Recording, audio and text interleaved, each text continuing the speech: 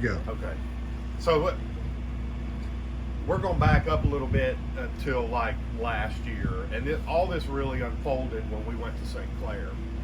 But everything started well before St. Clair, and excuse me.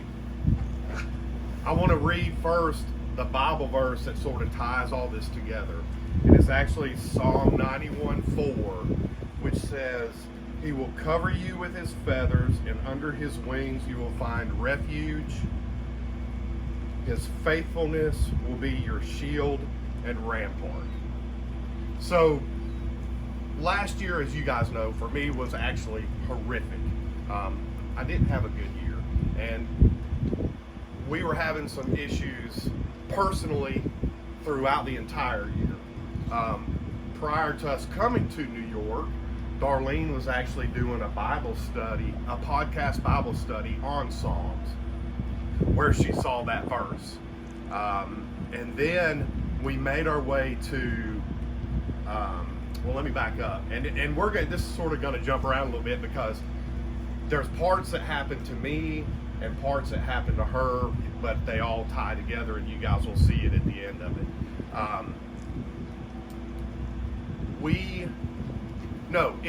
It was. So we go up to Plattsburgh. It was a nightmare up there for us, and it was just a big struggle. And then she was doing her Bible studies every morning, and you can tell them sort of what happened there. So with a Bible study, like, he didn't realize what I was doing in Psalms or whatever. So when we get to Plattsburgh, and I'm still like doing the Bible study, he goes out, and something happened to his boat. I was just having boat issues. What it was, but it was like all like something every tournament. So I had told him just about, like, on the way to the trip or whatever, like about that verse that just really stuck out to me. It had been that, and it's crazy because it was like several chapters of Psalms, but that one verse had stuck out to me the whole time. And I had told him about just that 91:4 about the feathers. So when we're at Plattsburgh, and his boat breaks down, and he tells me that that afternoon that he says he's having to run his the motor while he's fishing. I don't know, something had happened, and he said that he looked down, and he said I was like, Lord, what is happening? And he said about that time this feather just he said it was literally like it was just floating across the water. So us not knowing what had happened that day, I'm doing the same thing with the Bible study there, and he calls me and tells me it had broken down. And so I'm sitting like at the back of our camper, which has a window, and I'm just looking out, and I'm like, Lord, what are you telling us? Like, what are you saying we should do? What do we do? And all of a sudden, a feather comes in front of the window at the camper, and it just goes like really slow, literally like it got in the window, and it felt like it just stopped. And of course I'm like, look, out the window, so I go get it, and I actually have a picture of that feather. And I took a picture of it, but I don't know why it did that. Well, now I know. So he gets back, and he says that, and I didn't think I told you about mine. Because I just didn't really, I don't know. So then we leave. We ended up, so we finished up there, and we left, and we went home. And when we got home, I told her, I said, listen, we got one more northern event. We just pray we can just get through it, and then we'll be on the southern swing. Well, it was at that time, you guys probably heard about the Red Letter song, that I heard the Red Letter song, and we were sitting on the bed, and I played it for her, and I said, listen to this hillbilly can sing like somebody I've never heard, and it just stuck with me. So I downloaded his album. But I didn't think another thing about that song. Or anything else for that matter. Yeah. So we leave, and we head up to St. Clair, and and then we start practice up there, and the first day of practice, I go out and I do some things. The second day of practice is really where it gets interesting, because I'm not going to catch them. I just don't care. And we were just like, we Tuesday. And I put the Crowder song or the headset and played it all morning. Guys, I was out there on the water. If you saw me, I was singing, you know, God be the glory. And I could care less if I was fishing or not. That's how crazy this whole thing gets. Because I was focused on just going out there and just getting through this. I didn't care about anything else. Yeah. So the second day, then the third day. Well, go back to the first day. It's when I'm doing my, and I don't know he's like playing music or anything. Haven't heard anything about the red letters again. So that first morning, on Monday morning, he goes fishing, and I don't ask him things like when he gets home really, or back to the camper. But that Monday morning when I sat down to do my Bible study, I always like have dates and stuff. And in the top of my journal, I wrote in the top, on the very top, it is time. And I was like, what does that mean? And I was just like, what does that mean? So I do that Bible study, and then Tuesday, I just wanted to say that because I didn't know what it. Yeah, so Tuesday is when all that happened with me, and then Wednesday. Tuesday I go out walking, and I literally like, I'm not a bird person, I'm not a feather person, I just nothing that's ever like, I've never like been like a bird lover where I go out and like look at them. So Tuesday I'm walking morning and just walking and praying, and I looked down and I just found this big beautiful white feather, and I picked it up and I was like, wow, you know, because it's sticking out to me now because of the Bible verses and stuff. So I save it, and I actually bring it in the camper and I stick it up on the wall, and that was Tuesday.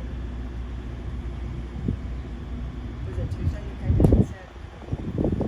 Yeah, I mean, Tuesday, at the end of the day, you know, I felt, you know, like things were just really happening crazy. You know, I think at one time, and I know I was on the phone with Scott several times that day, and he was just like, dude, I can't believe even what you're catching there. So we go to Wednesday, and we finish up the day, and I guess, the tournament started, and we went out the first day, but things didn't change for me. I didn't ever put my headset down and say, okay, it's fishing time. I literally was out there in the morning of the tournament doing the same thing. There would be a minute stretch where I was listening to music, not even paying attention, and then I'd get back down and start fishing again. And it's, things just kept evolving. We had the first day where I did that, and I continued to do it through the event. The second day it happened, and it was the second day that I noticed how impactful the Red Letter song was to me. And I don't know if you guys know, but I'll tell you real quick, red letters, it's what it is. The red letters that Christ spoke while he was on earth, and that's what the song's about. And it dawned on me that every time that song played, that I would find fish. If I didn't play it, I wouldn't find them. And it was the weirdest phenomenon I'd ever had happen to me in my life. And I wasn't putting two and two together when all this was going on. And so I went through day 2, and day 3 it really got interesting because they put a cameraman in my boat, and I know he recorded it because he was watching. I had went an hour or so and I didn't catch anything. I said, dude, I'm going to show you something that will blow you away. And I said, I'm going to play this song, and when I do, I will have a fish show up. And I tapped my headset, and within 60 seconds there was one, and I caught him. And I did it 3 or 4 times to him, and I turned to him and I said, can you freaking believe that? And he was like, that's the craziest thing I've ever seen in my life. So we made it through day 3. Day 4 came around, and I just, for the first time, guys, I'm a terrible Christian. I'm one of those sinners. I mean, a bad one. But this was the first time I actually got up in the morning. I went down and had some time alone and did some worship by the lakeside. And the first time in my life, I got on my knees and prayed and said, Lord, we need some help. So we get out on the water on day 4. I struggled in the morning, and this was another thing that was really crazy. Is I had left my primary area. I had one line of waypoints, Cody Holland was sitting on my second spot, and I swung the boat around, and I just shut my eyes in the middle of the lake and said, God, please just guide me right now. Just please guide me. And I'm running through the lake, and all of a sudden I have this tremendous urge to stop the boat. And I stop the boat, and my waypoints are a half a mile away. And I was like, I trust you, and this is where I'm gonna fish, if this is where you want me to fish. And that's where I finished out the day to win. Totally just stopped. But things happen with that Red Letter song, and you know, every time I play it, that would happen. So we come into, if I miss something, stop me. We come in to weigh in, and we go finish everything up, so it ends up ending, and we end up winning. We go backstage, and I have the trophy. Trip brought the check, and we were talking, and a bunch of media around, blah, blah, blah. But once everything stopped, they left. We stopped and looked around, and Darlene said, you got to look around you.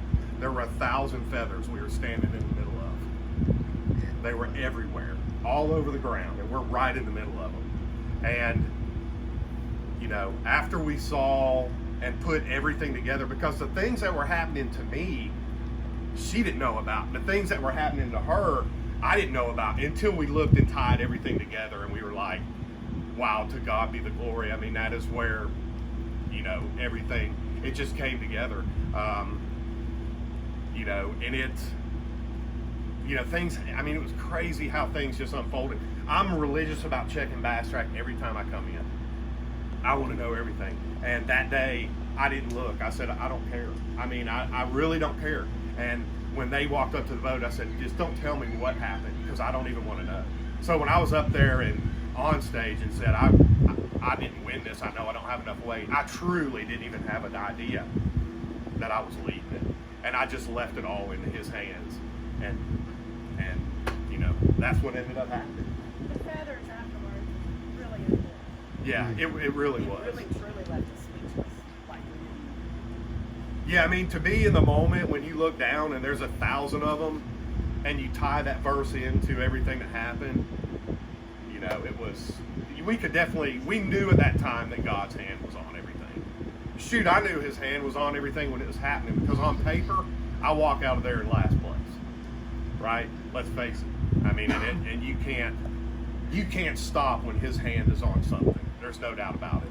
You know, when God puts his hand on something, there's nothing that can stop it. And that's what happened.